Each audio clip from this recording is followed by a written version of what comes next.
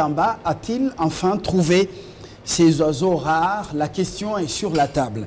L'autre question, la seconde de ce numéro, c'est la gratuité de l'enseignement, mais avec quel budget? Voilà, 4 invités pour en parler.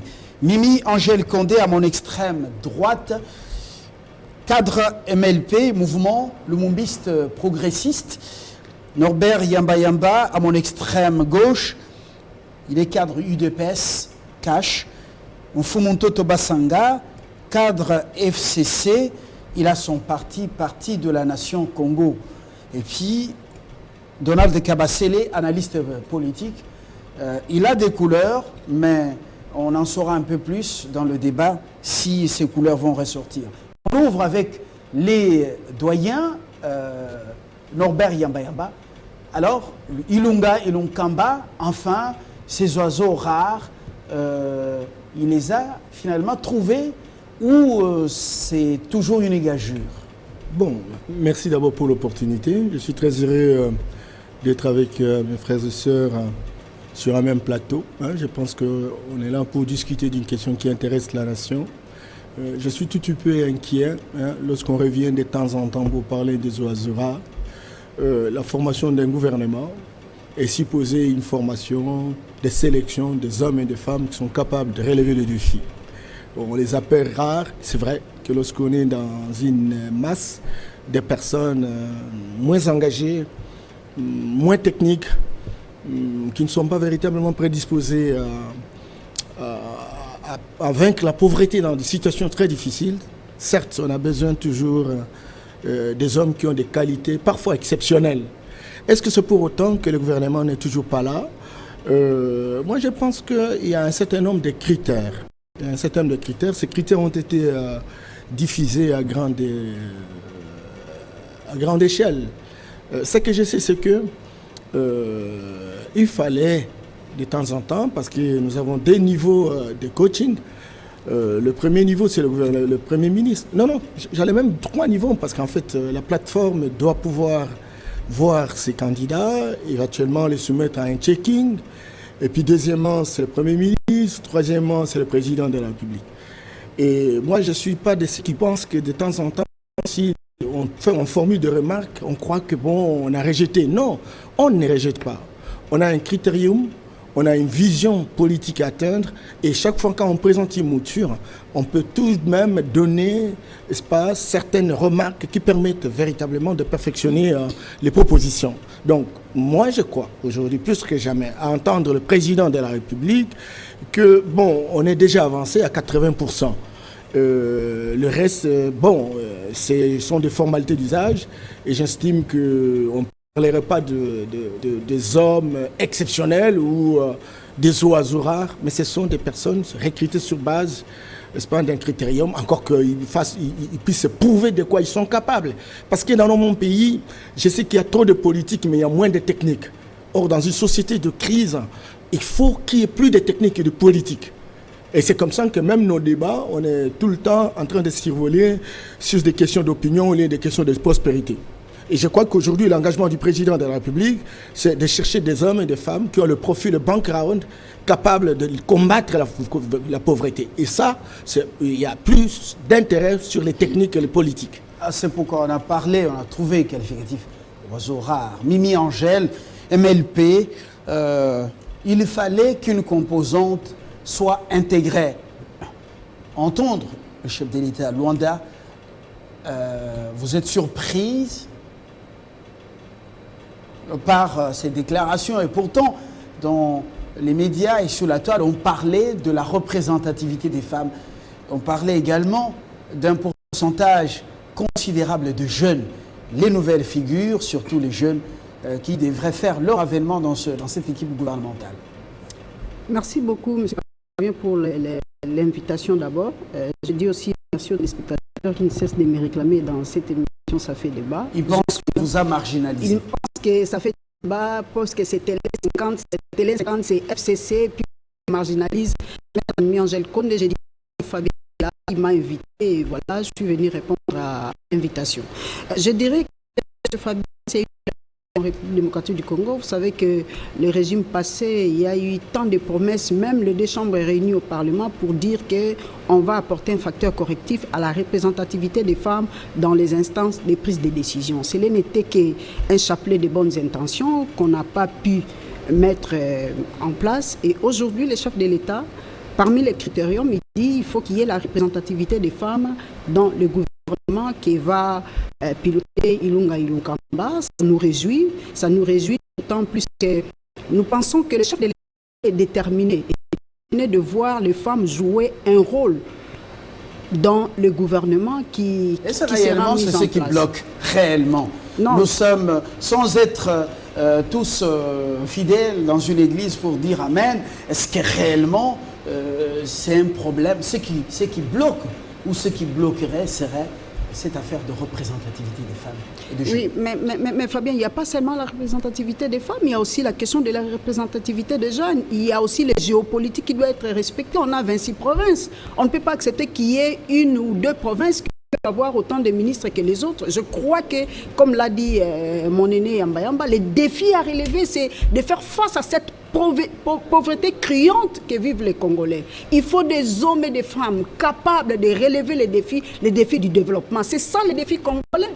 C'est ça le défi congolais. Prendre des intelligences, les mettre ensemble pour que dans cette synergie, on puisse booster le développement de notre pays. Et là, nous disons, les femmes sont capables. Au FCC, il y a des femmes capables. Au CACH, il y a des femmes capables. Et parmi les personnalités au Congo, il y a des femmes capables. Et prenez ces roues, mettez-les en place et vous allez voir, la voiture va rouler. Il y a de jeunes compétents. Il ne faut pas seulement que quand on veut mobiliser, on appelle les femmes. Maman mobilisez, maman mettez-vous à tel endroit, maman faites ceci pour assurer la visibilité du leader, pour assurer la visibilité du parti, pour assurer la visibilité de la plateforme. Non, les femmes sont capables, elles sont compétentes. Et comme nous disons à la Ligue des femmes congolaises pour les élections, une femme en politique, la politique la change. Mais plusieurs femmes en politique, elles changent la politique pour l'intérêt général. Essayez et vous allez voir le résultat. Et voilà, voyons voir ce que ça va donner. Fumototo Basanga, à ce stade, vous avez suivi le président ce qu'il a dit à Luanda. Quelle est la composante qui devait être intégrée? Et jusqu'à ce stade, nous sommes en direct et cette émission donc passe ce vendredi, avant même la publication du gouvernement qui était attendue jeudi, il faut le dire honnêtement. Qu'est-ce qui bloquerait? Alors que Ilunga Ilunkamba est déjà annoncé à la présidence de la République, à la Cité de l'Union africaine. Merci beaucoup. La première question qui m'intéresse, c'est celle de dire, a-t-il oui ou non trouvé les oiseaux là rares? Je voudrais commencer par féliciter ceux qui sont nommés ministres, parce qu'ils sont des gens. Les oiseaux rares, oui. Personne ne vont résoudre le problème de la population congolaise. Nous, on n'est pas au courant. Et ceux qui ont déjà leur téléphone depuis. Je félicite parce qu'ils sont déjà nommés. Mais il ne reste que la publication du gouvernement. Alors, les oiseaux rares, ce sont les hommes et femmes qui vont réussir là où les autres ont échoué. Maintenant, on ne peut pas dire qu'on les a trouvés, parce qu'en politique, on dit la fin justifie les moyens. C'est après l'action de ce gouvernement ou pendant l'action de ce gouvernement que nous pourrons dire que c'était ça, vraiment ce qu'on attendait, et c'était des hommes rares qu'on attendait. Mais le dire par le seul fait d'entrer au gouvernement, nous avons trouvé des gens qui ont dessus, alors qu'il y avait beaucoup d'attentes derrière les personnalités. Nous avons aussi trouvé des gens qui ont surpris, alors qu'il y avait moins d'attentes. Deuxième chose, moi je crois que la question de la femme, c'est un faux débat. Un vrai faux débat. Dans les sécanèvres de l'humiliation par le peuple congolais, par nous-mêmes, la classe politique et sociale, c'est-à-dire opposition, pouvoir et société civile, il n'y a pas que les hommes qui ont mal géré. Il n'y a pas un moment où il y a un gouvernement sans les femmes. Il n'y a pas un moment où il y a les entreprises sans les femmes. Les femmes, donc le masculin comme le féminin, nous avons détruit le pays de la même mauvaise manière. Aujourd'hui, la question ne peut pas être posée de cette manière-là. De deux, mais le ministère du genre est géré depuis longtemps par qui? Pas de femmes. Est-ce que la question de la femme est trouvée? Aujourd'hui, on dit la femme, l'homme, c'est au gouvernement qu'on veut corriger les inégalités. Mais combien de femmes professeurs d'université? Combien de femmes Wewa? On n'en parle pas, hein? On n'en fait pas attention, hein? On n'en fait même pas allusion. Combien de femmes au ménage maltraitées par leur mari qui pensent qu'une fois que la femme fait la politique, elle devient une prostituée? On n'a pas encore attaqué ces cultures-là. On veut dire que si aujourd'hui il y a un quota, d'abord la Constitution n'a jamais parlé de quota 50-50 hommes-femmes. Nous avons plus de 500 partis politiques. Combien de femmes leaders à la tête des partis politiques? Alors que si nous allons à l'église, nous trouvons beaucoup de femmes. Mais pourquoi ne trouvons pas beaucoup de femmes au gouvernement, aux activités politiques? Moi, je pense que si aujourd'hui nous voulons aider la femme, notre mère, la femme, notre soeur, notre fille, notre collaboratrice, notre épouse, il faut un montant colossal à investir pour l'équipement de la femme. Enfin, moi, je n'oppose pas les politiques et les techniciens. Tout simplement qu'un politique est un leader, qu'un technicien est un manager. Et que le politique lui-même peut aussi être un technicien, parce que chacun de nous, afin de faire la politique, est expert ou spécialisé dans un domaine de la vie scientifique ou sociale. Mais le vrai problème, c'est lequel? C'est au niveau de la sélection. Comment trouver parmi les jeunes, les ambitieux compétents, parmi les vieux, les sages et moraux? C'est autour de ça qui ça toujours patauger. Est-ce que nous avons réussi à contourner cet obstacle? Oui. Ou est ainsi. Nous n'avons pas réussi à avoir traîner en bas du gouvernement alors que nous n'aurions pas fait grand-chose. Donc moi je crois que le président Félix est de bonne foi. Il a résolu le problème de la volonté politique. Personne ne peut dire aujourd'hui que Félix Tshisekedi n'est pas de bonne foi. Mais le problème politique ne se limite pas qu'au niveau de la volonté politique. Il faut le savoir politique qui va donner le pouvoir politique. Voilà. Donald Kabasele, Norbert Yamba l'a bien souhaité. Nous allons rehausser le débat, le niveau du débat. Ces hommes capables de venir mettre fin à la pauvreté du peuple congolais, augmenter le SMIC, combattre le chômage, mobiliser les recettes de l'État. Est-ce que ces hommes sont-ils trouvables? Ilunga a-t-il réellement eu le temps de mettre la main sur ces hommes?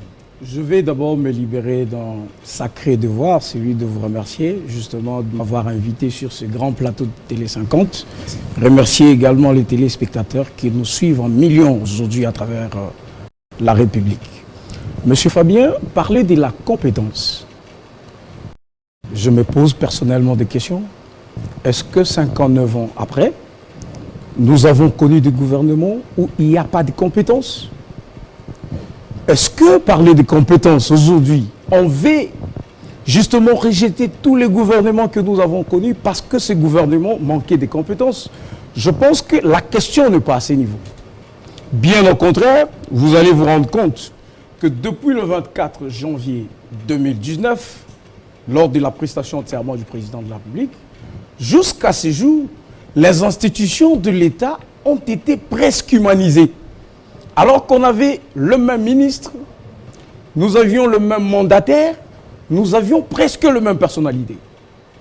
Qu'est-ce qui fait qu'actuellement, depuis avant justement cette émission, jusqu'au moment où je parle, qu'est-ce qui fait que les gens ne s'arrêtent plus arbitrairement? Qu'est-ce qui a fait que les médias ont la totale liberté? Qu'est-ce qui fait qu'aujourd'hui, quelqu'un peut revenir au pays après plusieurs années passées en exil? Qu'est-ce qui fait? Bon, je pense, le problème, il est au niveau de la vision de la chose publique. La vision politique qu'a insufflé le président de la République. Déjà, cette vision nous met dans une direction qui fait que toutes les forces convergent pour le bien de notre peuple. Je suis jeune, je veux bien que dans le prochain gouvernement ou les gouvernements à intervenir d'ici là, que nous nous voyons représenter. Est-ce que dans les gouvernements passés, il n'y a pas eu de jeunes qui ont représenté? Il y en a eu. Nous ne disons pas ça parce que nous estimons que la question n'a pas lieu d'être. Nous voulons bien qu'il y ait la représentation de la femme, nous voulons bien qu'il y ait la représentation de la jeunesse, mais nous voulons aussi que toute cette équipe converge dans une vision qui est celle de faire quitter notre pays du stade où il est vers le stade attendu par tous. C'est vrai qu'il y a beaucoup de monde qui attendent ces gouvernements de grands enjeux. Pour l'amélioration des conditions de vie des Congolais, conditions de travail. Certains, aujourd'hui, pensent que tout le malheur que connaît notre peuple, c'est parce qu'il n'y a pas un gouvernement. Alors, on oublie qu'il y a à peine plus plusieurs années, on a eu des gouvernements qui de 4 ans, qui de 5 ans, qui d'un mois, qui de quelques jours. Mais nous décrions la situation dans laquelle nous sommes. Alors moi, je crois qu'attendre longtemps, ça valait la peine. Pourquoi? Parce que le visionnaire de la République, je cite le président Félix-Antoine Tshisekedi Tshilombo, est disposé à amener tout le monde dans sa vision. Et vous savez, il n'y a pas que les personnalités qui ont freiné la sortie de ces gouvernements. Nous avons connu une situation inédite. Une coalition politique qui devrait en principe être une cohabitation. Il fallait converger de vues. Il fallait avoir un programme commun du gouvernement parce que vous savez que le FCC a sa façon d'imaginer la République. Le chef de l'État qui est venu aussi avec son slogan, je n'appelle pas slogan, son programme Le Peuple d'abord, il fallait essayer de concilier les deux partis. Qu'on voie où est-ce que notre République doit gagner. Donc vous comprenez que ce n'est pas un exercice d'un jour ou de 2 jours. Il fallait que les gens se mettent pour réfléchir sur la question et produire ces programmes. Et le programme est produit. Je crois que les personnes qui seront choisies, ils auront tout mon soutien personnellement en tant qu'acteur analyste politique. Ils auront le soutien de la population. J'appelle d'ailleurs la population à soutenir et à voir qu'est-ce que ce gouvernement va produire. À ce moment-là, nous serons en mesure d'apprécier si c'est une bonne équipe ou une mauvaise. Merci Donald Norbert Yamba Yamba. Est-ce qu'il faut beaucoup attendre de ces hommes et ces femmes, même ces jeunes qui viennent aux affaires derrière Ilunga, Ilunkamba? Est-ce qu'il faut espérer? Non, il faut espérer, pourquoi pas. Pourquoi nous sommes là? On a fait un diagnostic. On réalise finalement que les choses n'ont pas marché pendant les 59 ans de l'indépendance. Et qu'il y a moyen de faire autrement les choses. Et pour qu'on fasse autrement les choses, on a besoin d'hommes et de femmes, de jeunes, de vieux, et qui peuvent véritablement construire des synergies gagnantes dans la perspective de combattre la pauvreté. Toutes ces stratégies faisant combine, on voudrait réellement que les choses changent. Mais avant de m'étaler par rapport à cette question, je voudrais quand même apaiser Fumon Toto lorsqu'il disait qu'il n'y a pas moyen de comparer les politiques et les techniques, etc. C'est vrai que les politiques ont assumé des responsabilités dans ce pays. Ils ont négligé les techniques. Il a parlé de manager. Un manager, c'est quelqu'un qui organise, qui coordonne, qui a de l'efficacité, de l'efficience et qui sait atteindre les objectifs, le résultat entendu. Il me semble que ce débat, c'est un débat des secondes, des secondes préoccupations dans notre pays. On est tout le temps en train de parler constitution, parler ceci, etc. On n'est pas dans les débats des résultats. Un pays qui est fondamentalement un débat de prospérité. Et donc, voilà, on a des politiques, ils sont nombreux. Les techniques, ils sont moins nombreux. Mais on peut être à la fois politique et technique. Donc je ne les oppose pas, mais on peut véritablement jouer ce rôle.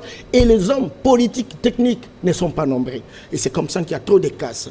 Je voudrais également dire que la question de la compétence, et Donald s'est posé la question pour dire, mais est-ce qu'il y a eu de gouvernement, est-ce qu'il n'y a pas eu de compétence? Attention, cette notion est très très importante, la compétence.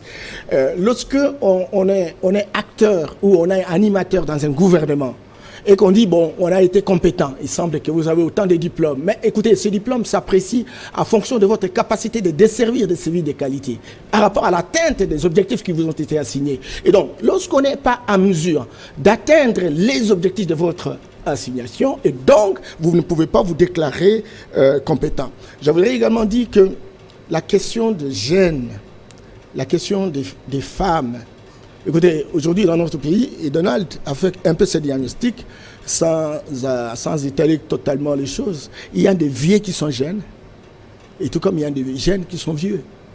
Combien de jeunes, vous voyez, à longueur de journée, en train de crier pour assumer des responsabilités. On lui donne des responsabilités, il fout à la merde le pays, les responsabilités. Il attend simplement des copines au bureau et ça s'arrête là.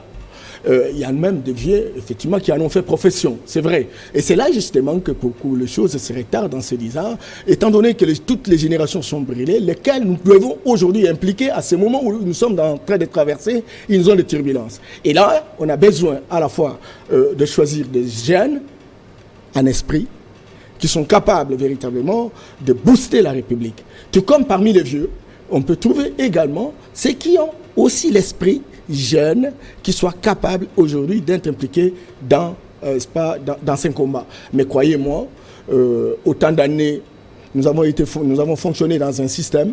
Ce système est un moule. Et presque toutes les générations sont brûlées. Il faut une nouvelle façon de voir les choses. Et je crois qu'aujourd'hui, l'IDPS, qui n'a pas été dans les institutions de la République pendant 37 ans, et qui s'est beaucoup battu, et qui a véritablement mijoté un certain nombre de stratégies, peut tenter l'expérience, parce que les expériences antérieures nous allons sont déconcertantes. Voir pendant 5 ans ce que l'IDPS va apporter justement à travers CASH et cette coalition. Mimi Angèle, l'autre question, est-ce qu'il fallait mettre 8 mois pour juste former un gouvernement et malaxer les grandes options des programmes politiques CASH FCC? Disons-nous la vérité en face. Regardons ce peuple qu'on gouverne depuis 59 ans et qui est dans ces conditions, les conditions telles que vous les connaissez. Merci beaucoup, M. Fabien. Je crois que je vais essayer de ramasser ça et là ce que mon frère aîné Fumutoto avait dit à propos de la représentativité des femmes dans les instances de prise de décision. C'est vrai que les femmes sont maltraitées par leur mari. Ça, c'est une autre paire de manches. Mais ici, nous avons parlé de la représentativité des femmes dans les instances de prise de décision. Si on veut faire un état de lieu depuis l'accession de notre pays à l'indépendance, vous allez vous rendre compte que les femmes n'ont pas vraiment assumé de responsabilités au niveau de l'État. Puisque si vous regardez tous les gouvernements qui sortent, on prend 3, 4, 5 femmes sur 35 personnes. La femme représente combien de pourcents? Si on veut prendre tous ces pourcentages qu'on a donnés aux femmes dans des gouvernements, vous allez vous rendre compte que la majorité des personnes qui ont dirigé ces pays sont les hommes. Et si nous sommes à cet état aujourd'hui, c'est à cause des hommes. Oui, je le dis tout haut. C'est vérifiable, M. Fumutoto. C'est vérifiable.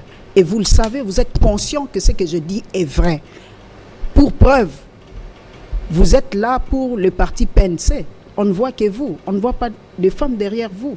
Moi, je n'ai jamais vu une femme du PNC mais vous êtes là derrière Franck je suis en train de parler. Je suis en train de parler parce que les bilans qu'a présenté Fumutoto, c'est comme si nous sommes 50-50 avec les hommes dans la responsabilité de la gestion, déconfiture de la République. De la chose publique. Oui. Là, je dis non, c'est pas correct. En tout cas, on doit avoir l'honnêteté intellectuelle de dire, d'assumer la responsabilité. Oui, les hommes ont conduit notre pays là où nous sommes. Et cette fois-ci, il y a un nouveau régime qui est arrivé. Et ce nouveau régime a demandé à ce que la femme soit représentée. Ça, nous les saluons. Mais ce n'est pas un régime de rupture. Nous les saurons. On ne met pas la charrue devant le bœuf. Il y a la continuité. Je ne peux pas dire que nous sommes dans la continuité parce qu'il y a eu la rupture. Aujourd'hui, les prisonniers politiques sont dehors. Il y a eu la rupture. Si on ne veut pas les reconnaître, mais il y a eu rupture. Sinon, ces gens seraient encore, les Franck Diongo, les Diomi et consorts, Katumbi seraient encore là-bas avec autant de procès fantaisistes et qu'on a tenté contre Katumbi. Mais aujourd'hui, Katumbi a son passeport. Aujourd'hui, Franck Diongo a quand même un passeport qui lui permet, qui lui sert comme carte d'identité. Vous savez qu'il avait été privé même pour avoir sa carte d'identité. Donc, sur ces points-là, je dis il y a eu rupture. Il y a eu rupture, monsieur Fabien. Les conditions qu'on a données, qu'on a jugé qu'il y ait la représentativité des femmes, de jeunes. Je suis d'accord avec mon aîné Yambayamba quand il dit que la jeunesse, c'est un état d'esprit. La jeunesse, un homme peut être vieux, mais il est jeune, vieux en âge, mais en esprit, il est jeune. Et aujourd'hui, nous voulons aussi que ceux qui sont jeunes en âge puissent prendre part à ces gouvernements. Dis-moi, tous les gouvernements passés, les jeunes en âge sont combien? C'est une innovation. On doit tenter, on doit essayer pour voir ce que ça pourra nous donner. Aujourd'hui, on peut avoir 35 ans et être ministre, c'est possible. On peut avoir 30 ans et être ministre, c'est possible. Pour apporter quoi? Pour apporter quoi? Mais un homme, bien une femme de 25 ans, qui a bien suivi un cursus d'études, mais c'est déjà une universitaire. Le président Kabila. C'est une universitaire. Je vais arriver là-bas parce qu'aujourd'hui, on veut mettre le jeune contre mire. Je dis niet. Je dis d'abord, c'est lui qui a suivi son cursus normal des études à 25 ans. Il a déjà terminé au moins les graduats. À 25 ans, il est déjà licencié. Et aujourd'hui, posons-nous la question, le président Kabila, quand il avait pris le pouvoir, il avait quel cursus scolaire et il avait quel âge? Mais il a dirigé, c'est le premier citoyen du Congo. Mais aujourd'hui, vous voulez opposer à ces jeunes quoi? Qu'est-ce que vous voulez opposer à ces jeunes? Alors, Fumou Toto, une réaction rapide et puis nous abordons la la seconde thématique. Le Congolais qui nous suivent et Madame Angèle et les autres d'être dans le débat. Nous posons la question. Le pays est dans l'enfer. Ce qu'en est va après. Je ne veux pas dire que rien n'a été fait. Mais ce que nous attendions, ce n'est pas ce que nous avons comme résultat. Parce qu'il n'y a pas eu de femmes aux institutions. Parce qu'il n'y a pas eu des hommes aux institutions. Mais Mobutu lui-même est devenu chef de l'État avec quel âge? Dans le gouvernement actuel, Atis Kabongo, le vice-ministre du Travail, il est entré au gouvernement avec moins de 33 ans. Le vice-ministre Thomas Louaka, des ITPR. Vous avez vérifié dans le gouvernement issu de concertation nationale, madame qui était vice-ministre de budget, du plan, elle avait 23 ans. Donc le défi... J'étais passé par TV50, stagiaire au commercial. Merci. Puis, merci. Non, madame, Kazinga était encore jeune. Madame, quand vous parliez, j'étais très tranquille, je vous réponds. Nous avons dit ceci, qu'il ne faut pas donner de faux critères, qu'il ne faut pas distraire le président de la République. Madame, est-ce qu'à l'université n'est pas un secteur de prise de décision? Vous voulez développer le pays demain, mais vous ne voulez pas développer les savoirs scientifiques. Où est-ce qu'on développe le pays? Est-ce qu'en France, ce sont les partis politiques et les gouverneurs, les ministres qui développent la France? Ou bien ce sont des corps sociaux, les inventaires, des Peugeot, des Opel, des TGV. Mais ce sont des intelligences qui décident dans le monde. Vous ne voulez pas parler du quota de la femme dans les institutions savantes. Vous voulez parler du quota de la femme dans les institutions politiques. Mais les autres institutions, vous les laissez où? Je vous ai cité l'université. Pourquoi aujourd'hui on ne peut pas combattre pour qu'il y ait beaucoup de savantes à l'université de Kinshasa? Pourquoi on ne peut pas dire aujourd'hui que le nombre de professeurs femmes à l'université se petit? Pourquoi ça ne vous intéresse pas vous? Ça nous intéresse. Alors, mais pourquoi vous n'en parlez pas? Ça nous intéresse. C'est pourquoi on moi en parle si vous n'êtes pas informé. S'il vous plaît, voilà madame. pourquoi je dis peut-être Est-ce que je peux parler? Est-ce que je peux parler? Ok, merci madame. Je vais vous répondre. Est-ce que vous connaissez mon parti de CES? Vous l'avez visité avant d'affirmer cela. J'ai vu combien de femmes de Franck Dongo à la télévision avec nous au débat.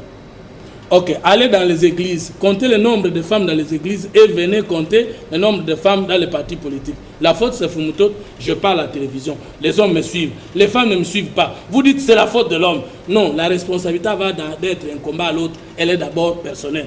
Je ne connais pas, s'il vous plaît. Je ne connais pas. Si vous, madame, laissez-moi parler.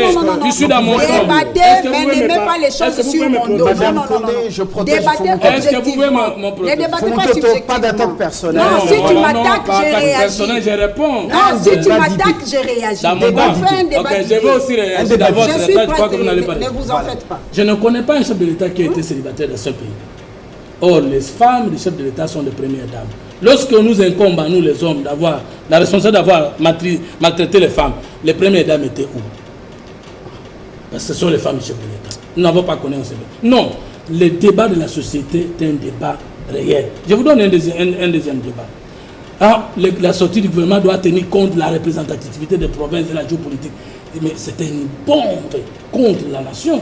L'idée de la... Je dis pourquoi? Mais les constituants congolais, dans les préambules de la Constitution, combattent le tribalisme, le régionalisme et la malgouvernance. Et l'article 90 alinéa 1er de la Constitution parle de la représentativité nationale. Ce n'est pas la représentativité géopolitique. Vous ne pouvez pas souder l'existence d'une nation et dire que si les gens de telle province ne se retrouvent pas, la nation ne s'est pas retrouvée. La nation, ce n'est pas le pays. C'est le pays qui est représenté par la géopolitique. Mais la nation est représentée par les forces politiques de la gauche, de la droite, du centre et la succession des générations, tant politiques que sociales ou culturelles. Alors, quand nous disons qu'il faut que les aires linguistiques se retrouvent, qu'il faut que chacune des provinces se retrouve, nous sommes dans la logique de la nation, dans l'État ou du pays. Alors, ce ne sont pas des débats comme ça que nous allons dire, c'est un bon débat, tout simplement parce que nous voulons flatter pour entrer au gouvernement. Nous sommes géniteurs d'un courant de pensée. Il y a eu les socialistes, je termine là, il y a eu les socialistes qui ont géré. Il y a eu les libéraux qui ont géré, qu'ils soient des Mobutistes, des Kabilistes, des Tshisekedistes. Est-ce que la troisième voie, le courant du centre, le courant du milieu a géré? Nous ne sommes pas une jeunesse en politique si nous étions dans un débat politique. Alors, de quoi vous parlez? Donald Kabasele, merci Fumutoto. On va aborder la deuxième thématique dans quelques minutes, mais on termine avec vous assez rapidement. J'ai une réaction. Nous quittons le populisme pour aborder le vrai problème. Ces hommes et ces femmes qui sont attendus de l'équipe Ilunga, c'est pour changer les conditions des Congolais. C'est pas pour se remplir les poches et avoir des belles jeeps de 100 000 $, 80 000 $, 60 000 $. C'est pour être esclave du peuple. Or, ces Congolais de Lusambo, des Panyamutombo, est-ce qu'ils ont besoin de votre diplôme de licence, des graduats, et votre beauté physique? Alors, dites-nous, où votre provenance ethnico-tribale? Voilà la meilleure des questions. Parce que tout ce que notre peuple attend, c'est quoi? Il a besoin que les conditions de vie des Congolais changent, s'améliorent. Les choléra commencent à décimer en Bujimaï. Par Il n'y a exemple. pas d'eau potable. La régie des eaux n'est pas alimentée. Voilà. Parce que la centrale hydroélectrique de Tchala est vétuste et à l'arrêt. Il n'y a pas de courant, ça fait 4 jours. Alors la consommation de l'eau qui n'est pas potable est à la base des maladies hydriques, notamment le choléra aussi, qui est une maladie de... On parle de maladie de Messal. Si je ne suis pas... Tout à fait, maladie de personne Messal. Alors dites-nous, vos jeeps, vos postes que vous cherchez à Kinshasa, qu'est-ce que ça change dans une ville qui était une vache à lait avec Samiba tuée? Alors dites-nous, votre politique de bureau, qu'est-ce qu'elle va changer avec ces hommes qu'on a attendus en 8 mois, ces hommes et ces femmes? Vraiment, les 8 mois ne devraient pas étonner notre peuple. Parce que nous l'avons dit et je le redis. Nous avons connu des gouvernements et des gouvernements dans ce pays. Nous venons d'ailleurs d'avoir l'équipe qui va quitter. C'était les gouvernements. Mais ça n'a pas changé les conditions de vie des Congolais. S'il fallait attendre 8 mois pour avoir une équipe qui soit en mesure de changer le vécu quotidien de notre peuple, nous sommes d'accord et nous ne voyons pas d'inconvénient. Quand on parle de la compétence, on parle de la jeunesse et de la femme, je veux que nous puissions d'abord exclure de nos pensées que nous sommes en train de faire un débat pour pousser le Premier ministre ou le Président de la République à déconsidérer la question de la parité ou de la jeunesse. Mais nous posons une question qui a lieu d'être. Nous nous disons, est-ce que c'est seulement la jeunesse ou la parité qui a manqué pour que le pays décolle? Là, nous disons non, ce n'est pas la question. Alors là où peut-être je ne suis pas d'accord avec mon aîné Yamba Yamba. Essayer avec un peu plus de femmes. Voilà. Parce que les hommes, vous avez été gourmands, égoïstes. Je suis d'accord nous avons été que gourmands, notre égoïstes. peuple C'est pas vous qui avez la était parole. tellement fatigué de ces conditions que le peuple commence à penser que si nos conditions demeurent telles, c'est parce qu'il y a de vieux ou parce qu'il y a ceci, cela, des gens qui se disent de savants qui gèrent. Le peuple attend que ce soit des nouvelles figures. Mais ce n'est pas nécessairement ces nouvelles figures qui vont forcément changer le vécu de ce peuple. Il faut que ces gens aient d'abord conscience que nous sommes dans une logique de changement.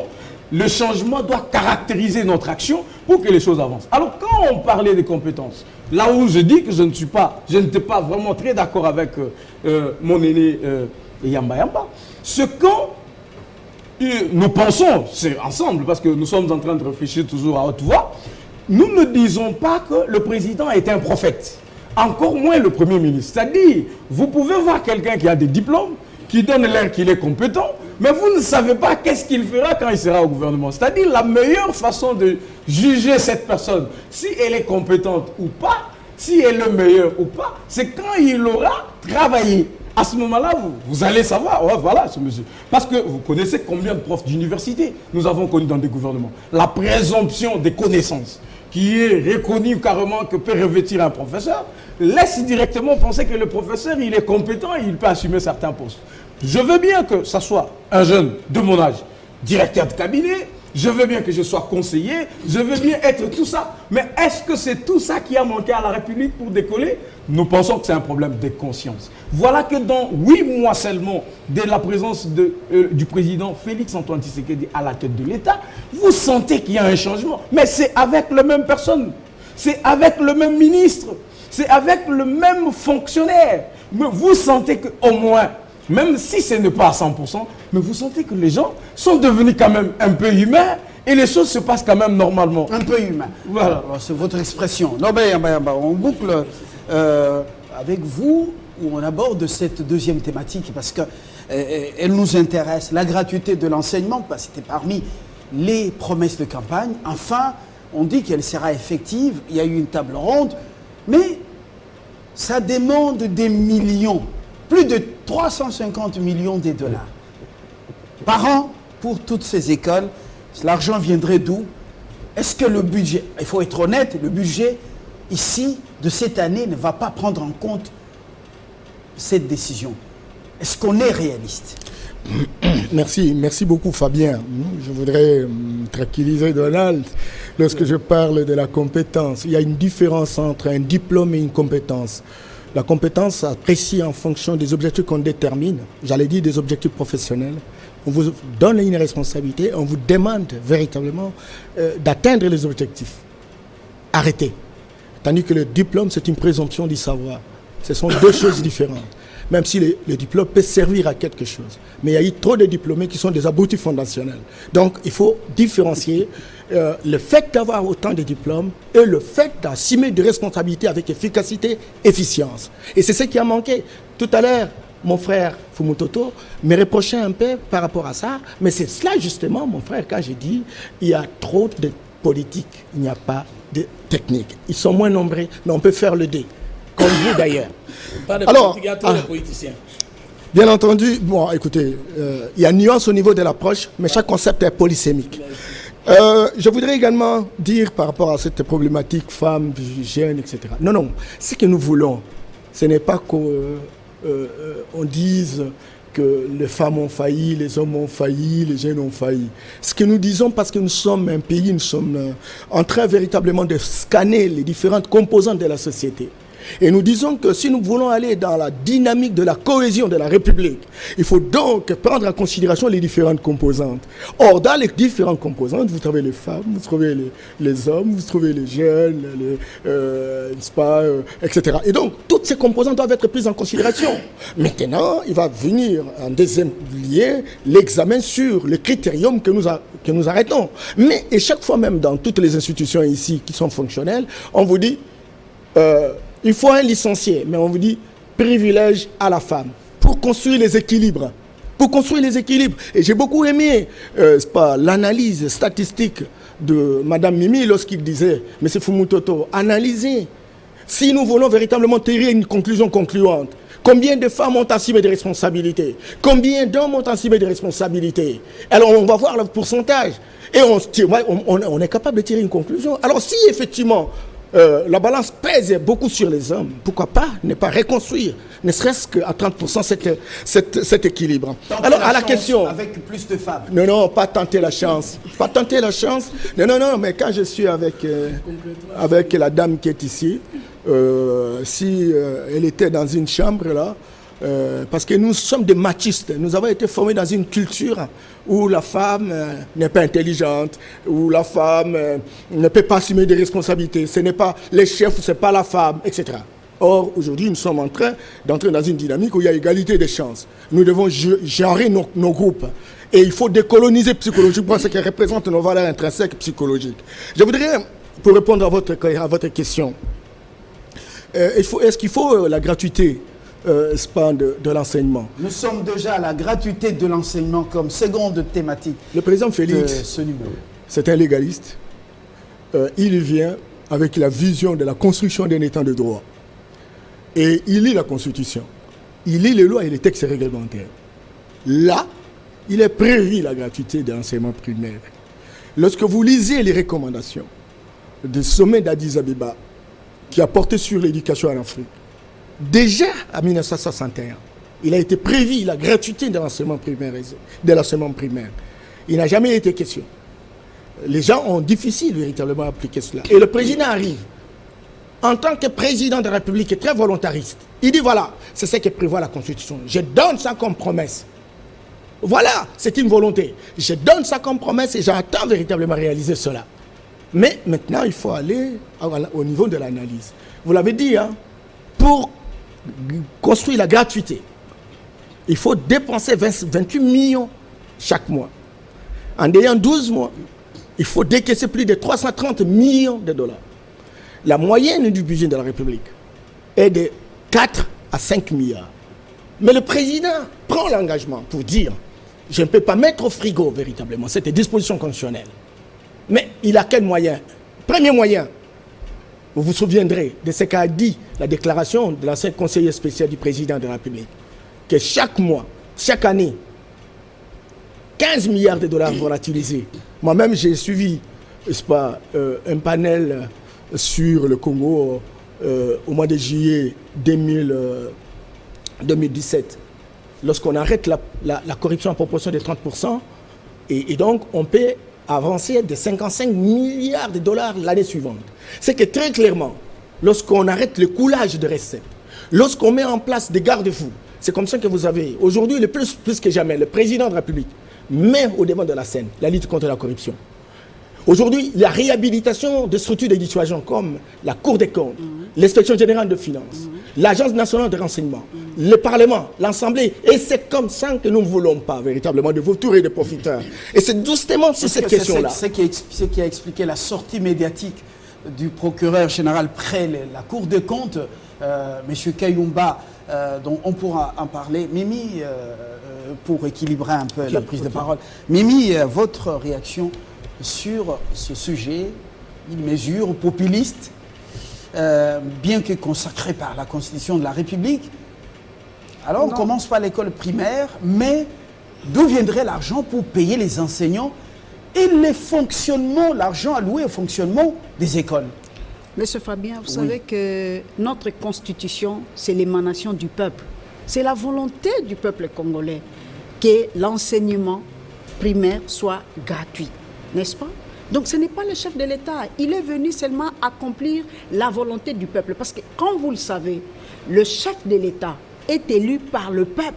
Et il doit rendre compte à ce peuple.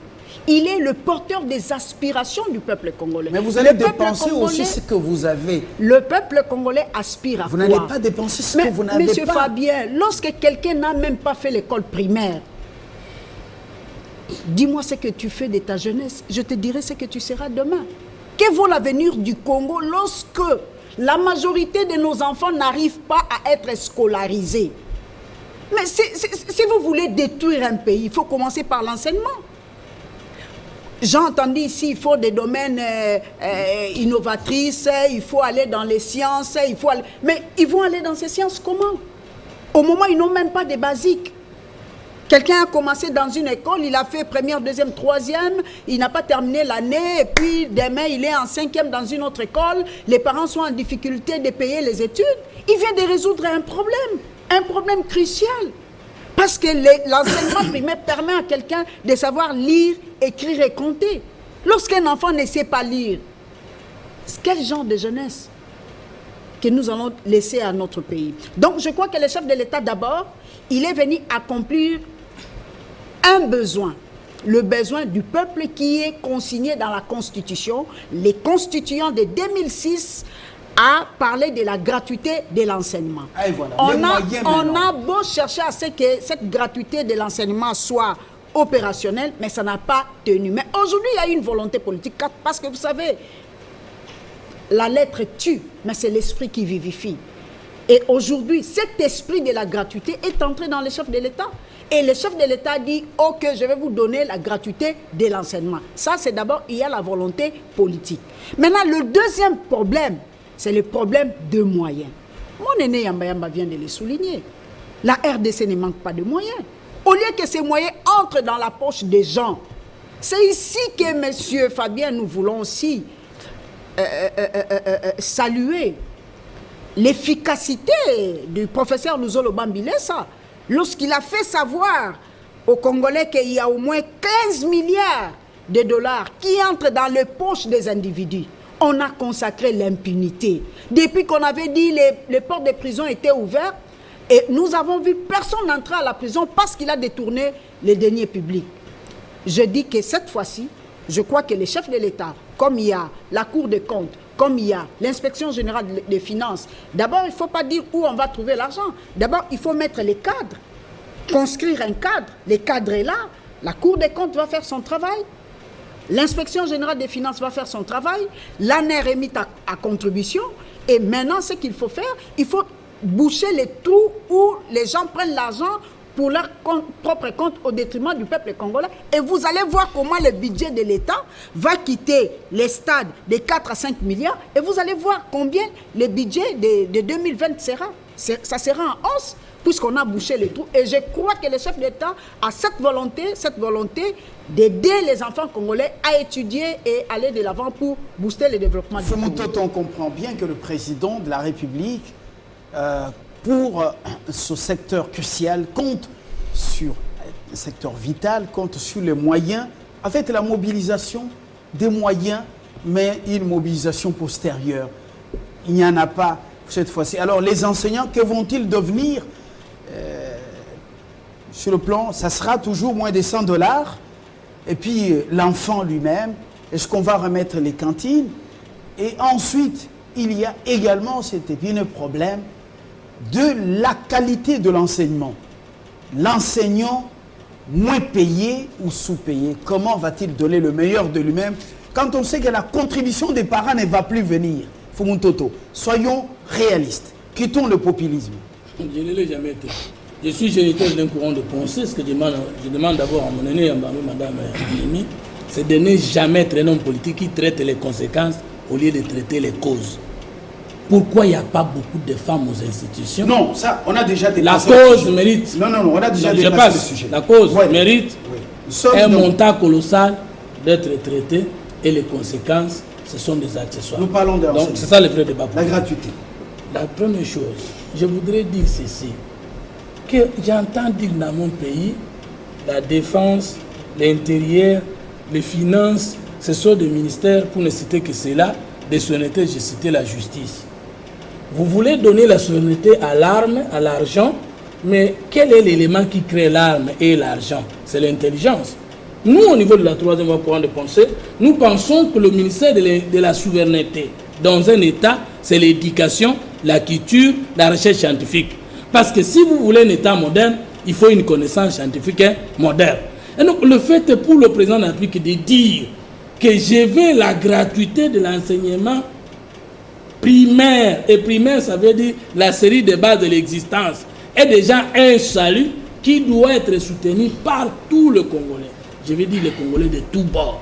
Parce que si moi, non, je veux dire, les trois co-débatteurs ici et moi, si nous n'avions pas étudié, je ne sais pas comment nous allions avoir cette possibilité de nous contredire si ça fait débat. Et nous ne pouvons pas priver le reste des Congolais de ce pouvoir. Coup de chapeau, président. Maintenant, quel salaire on va donner à l'ensemble? Simple, je vous réponds. La première chose, c'est très simple. Nous avons l'argent et beaucoup. Il ne faut jamais induire le président l'erreur de faire la politique de la caisse. L'état de dépenses et de charges extrêmement grave qu'on ne peut pas demander à un président de la République, un régime de dire gérer, inventer sur base de ce que nous avons dans la caisse. Non. L'État, on le gère sur base de ce qu'on a comme problème et on crée des recettes tout en bien gérant ce qu'on a dans la caisse. Et dans cette économie de la dépense que moi j'appelle l'économie de léopard, je vais développer un autre jour, ça signifie quoi concrètement? Il faut d'abord maîtriser l'assiette fiscale, que nous n'avons jamais maîtrisée. Notre PIB est plus de 50 milliards de dollars. Quelle est la ponction de l'État sur les sommes d'argent produites au Congo? 1. 2. Si nous ne pouvons pas, nous, bancariser l'économie, nous n'allons pas maîtriser les circuits financiers congolais. Or, nous avons aussi au Congo parlé de la bancarisation des salaires ou de la monnaie, mais l'économie, ce n'est pas la monnaie. Le président Fachi sait que si en Europe, où il a longtemps vécu, on maîtrise l'assiette fiscale, on connaît le montant de la ponction financière, c'est tout simplement parce que l'économie européenne, en général, est bancarisée. Troisième chose, il faut avoir la crédibilité de gestion et je crois qu'il est sur cette voie d'humaniser l'administration publique, les services publics, la fonction publique, afin d'attraper la crédibilité interne et internationale. À partir du moment où le président Félix est en train de montrer que sur le plan du droit humain, il respecte la procédure, sur le plan de la liberté d'opinion, il respecte la procédure, il aura la crédibilité sur le plan international. Et donc, il y a tant de recettes que nous manquions parce que nous n'avions pas la crédibilité sur le plan international. Je cite en disant qu'aucun pays ne peut se développer avec ses recettes internes si sa dette extérieure n'est pas supérieure à son PIB. Et donc, nous soutenons cette volonté, mais il faut accompagner celle-ci des savoirs scientifiques et des volontés politiques. Et donc, ça va décoller. Pour nous, la troisième voie, nous pouvons que nous réjouir à ce stade d'histoire. Vous dites que les moyens, vous en avez, on va les mobiliser, c'est bien beau, mais qu'est-ce qu'on va donner comme salaire à cet enseignant? Chacun de nous sur ce plateau peut regarder son enseignant de l'école primaire et avoir le courage de nous dire sur ce plateau que cet enseignant, c'est le véritable héros ou bien c'est le cadet des soucis des dirigeants. Alors, dites-nous, que va devenir l'enseignant avec avec 120 000 francs congolais ou 100 000? Sans exagérer, je vais dire à notre peuple de savoir que c'est une bénédiction que d'avoir un président de la République qui prenne des décisions dans ce sens. Je m'explique. Notre constitution a été adoptée depuis 2006. Jusqu'à ce jour, soit 13 ans après, cette disposition est conjuguée au présent. Et l'article 43, alinéa, je crois, le dernier alinéa de l'article 43 de notre constitution, veut que l'enseignement primaire soit obligatoire d'abord et gratuit. Je voudrais que je ne veux pas que vous nous ameniez dans des débats de bureau. Voilà. Débat pour débat. Oui. L'enseignant touchait les 110 000 francs, 120 000 avec les frais d'intervention des parents. Voilà. C'est avec cet argent qu'il touchait un peu plus. Alors, maintenant qu'il n'y en aura pas, qu'est-ce qu'il va faire avec 110 000 francs, 120 000 francs? C'est déjà un bon début, le fait que l'État prenne en charge cette question. D'abord, l'enseignant ne verra jamais son salaire La rentrée, c'est amaigri. dans moins de 2 semaines. S'il vous semaines. plaît, Monsieur Fabien, je vais vous poser la question, même si vous n'allez pas me répondre. Les programmes de 100 jours avec plus de 500 millions de dollars, comment le président a tenu ce programme? Aujourd'hui, les militaires et les policiers ont des soins médicaux gratuits. Où est-ce que le président a eu cet argent? Vous pensez qu'il s'est seulement réveillé un matin pour dire l'enseignement primaire est gratuit et il s'est limité là? Non, les dispositions sont déjà prises et elles sont en train de l'être pour que non seulement que l'enseignement soit gratuit, mais que les conditions de vie des enseignants s'améliorent. Il y a un problème qui est crucial, c'est la qualité de l'enseignement. Je vous ai fait une démonstration sur ce plateau d'autres fois en vous disant, nous prenons 20 ans d'études, c'est pour produire quelle élite? Est-ce que nous ne voyons pas le besoin qui sont les nôtres? Mais parce qu'on parle de l'enseignement primaire, il y a lieu que cet enseignement soit d'abord obligatoire et gratuit. C'est déjà héroïque. Pour le reste, je conseille au président de la République comme aux institutions de la République de prendre des mesures pouvant encadrer ces enseignants. Mais je ne peux pas citer, M. Fabien, sans dire aux politiques de ne pas déconsidérer la présence de jeunes et de femmes. Merci. Que ce soit dans les gouvernements Merci. ou dans leurs cabinets respectifs. On va vous voir à l'œuvre, jeunes, femmes, un peu plus représentées. On va vous voir à l'œuvre. Vous savez que les médias cessent d'être complaisants depuis un certain temps. Norbert, 30 secondes à chacun. Dites-nous, la rentrée c'est dans moins de 2 semaines pratiquement. Et à ce stade, il faut faire des promesses aux enseignants. Et nos enfants, qu'est-ce qu'ils vont devenir? Avec quelle qualité d'enseignement? Il faut sortir de la logique parcellaire, j'allais dire court-termiste, ponctuelle. Il faut aller dans une vision systémique. Lorsqu'on est dans un processus de réforme, les réformes sont graduelles, progressives, évolutives. Il n'y a pas de décision mathématique ou mécanique. Lorsqu'il y a une volonté, ça devient un défi et on va voir ce qui va se passer à travers le budget de la République. Et c'est au travers le budget de la République qu'on va faire des allocations.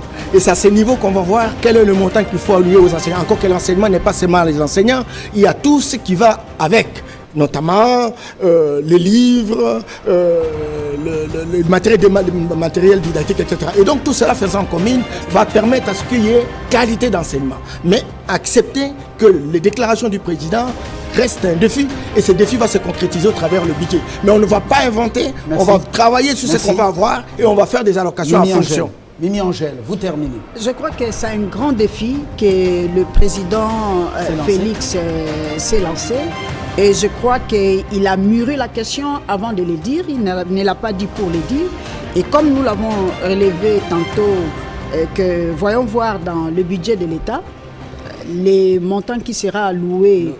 De l'année prochaine, hein, pas de cette année quand même. Je dis bien, le budget de l'État.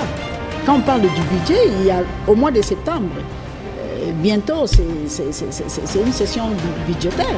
Donc, on va voir quel sera le budget qu'on va allouer aux enseignants, à l'enseignement. Et c'est à partir de ce moment-là que nous pouvons dire que c'était une mesure populiste ou c'est une question qui a été mûrie. Mais à mon humble avis, je crois que c'est une question salutaire pour nous tous, pour nos familles, et nous encourageons les chefs de l'État à continuer dans cette lancée et que la qualité de l'enseignement, les infrastructures et celui qui nous a enseigné, qui m'a enseigné, qu'on pense à lui et qu'il puisse être bien rémunéré, ça sera bon pour la 30 secondes. Je demande aux meilleurs jeunes, aux meilleurs vieux, aux meilleures femmes de la République et au gouvernement d'innover et de travailler essentiellement pour notre peuple. Merci. Je demande au chef de l'État d'impulser la discipline du changement. Ça signifie les sanctions et les récompenses exemplaires.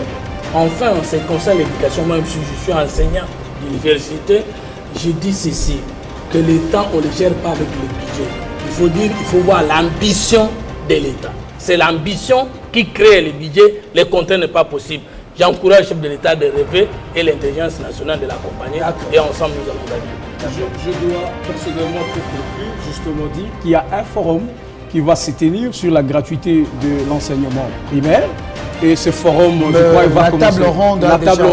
La table ronde. Elle est déjà ouverte et se referme dans quelques heures. Il faut que nous attendions aussi les résolutions de cette table ronde. Parce que le ministre de l'Enseignement a bien dit qu'il suspend tous les frais en attendant les conclusions du forum. Je crois que ça sera prudent pour nous et pour le reste. Voilà. Le ministre a-t-il été en symbiose avec l'autorité suprême? Qu'est-ce qui se cogite au niveau du gouvernement? Bon, voyons voir. Ilunga, on attend votre équipe. Cette équipe de gens consciencieux qui vont nous démontrer de quoi ils sont capables. Merci Norbert Yamayamba. La consultance dans les ONG internationales va produire des expertises si vous êtes dedans. Merci Fumutoto. Bassanga, Mimi Angèle, l'unique femme qui ose venir. Et puis le jeune Tabasseli, Donald, qui nous rejoint depuis un certain temps dans ce concert, dans la cour des grands. Merci, on continue notre débat, n'est-ce pas? Et vous aussi, dans vos salons, et partout où vous êtes, c'est ça, la République, la noblesse. Au revoir.